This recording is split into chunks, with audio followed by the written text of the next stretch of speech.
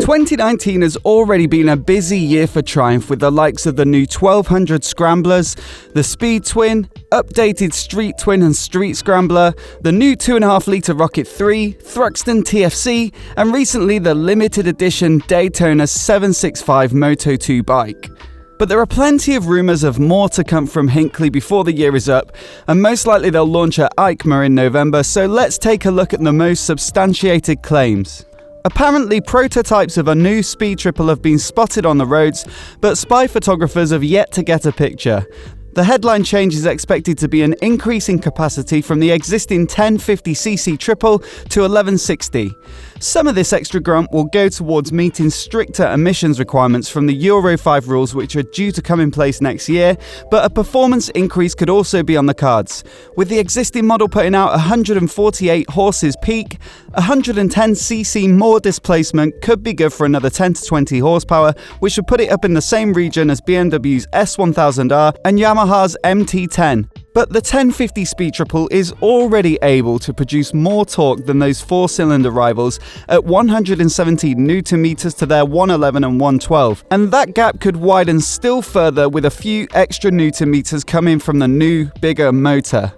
Equipment is likely to stay pretty similar on the Speed Triple as it's already highly spec with fully adjustable Olin suspension and radial monoblock Brembo brakes on the range-topping RS model, but the frame hasn't been updated since its last overhaul in 2011, so there could be a redesign there.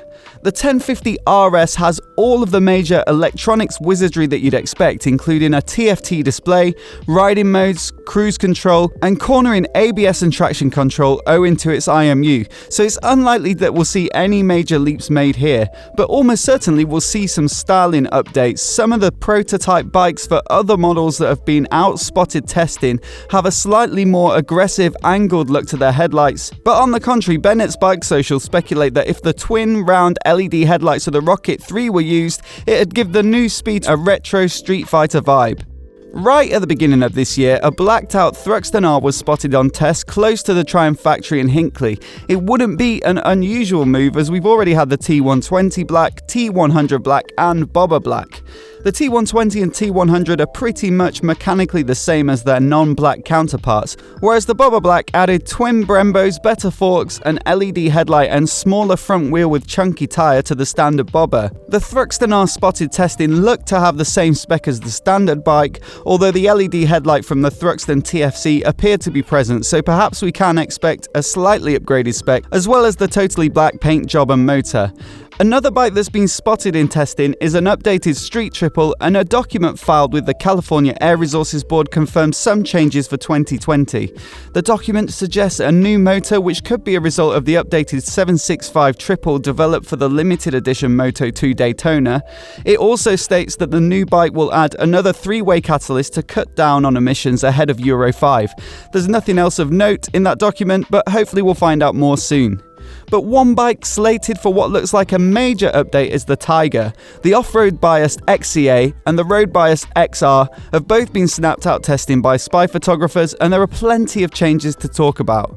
First up is an expected increase in capacity to 888 cc's from the current 800, which could add a good 10 horsepower to the 800's 94. With an increase in capacity looking pretty much a certainty for Honda's Africa Twin, and BMW's F850 GS and KTM 790 Adventure both capable of a similar 94 to 95 horsepower, Triumph might be looking to distinguish the Tiger from its competitors.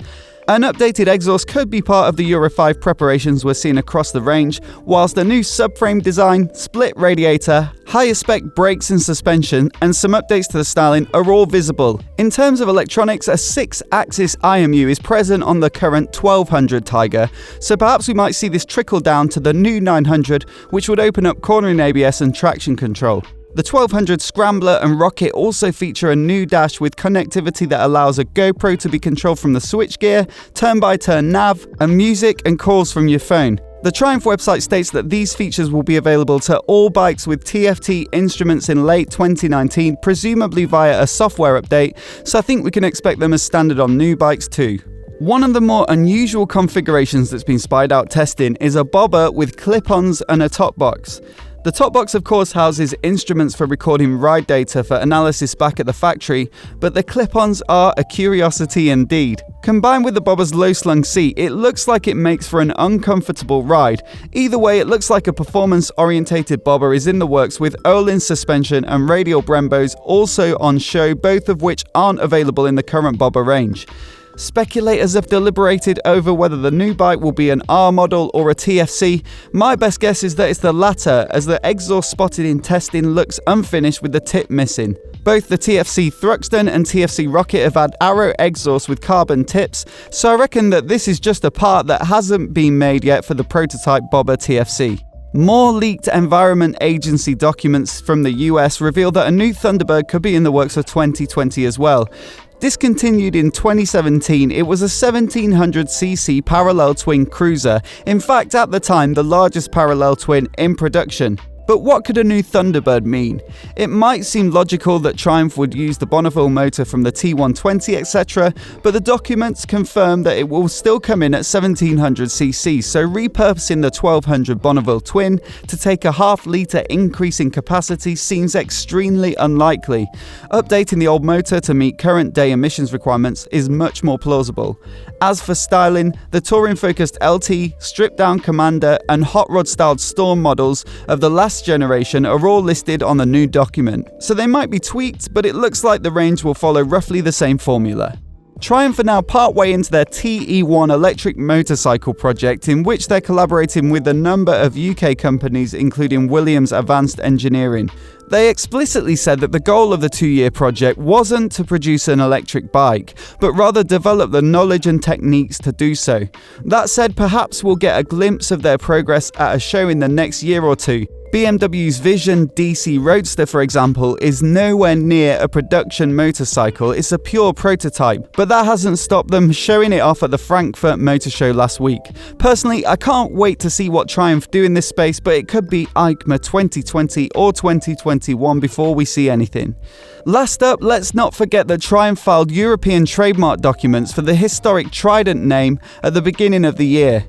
Although the Trident has generally been a large capacity naked triple over its various incarnations, the trademark was filed against land vehicles, sports utility vehicles, side-by-side vehicles, motorcycles, mopeds, scooters, tricycles, bicycles, powered two-wheeled vehicles, and structural parts for land vehicles, so that narrows it down then. Could a new Trident be in the works, and could it be the name for the fruits of the TE1 project, or is it just a case of Triumph's legal team safeguarding their heritage names for potential future use? Only time will tell.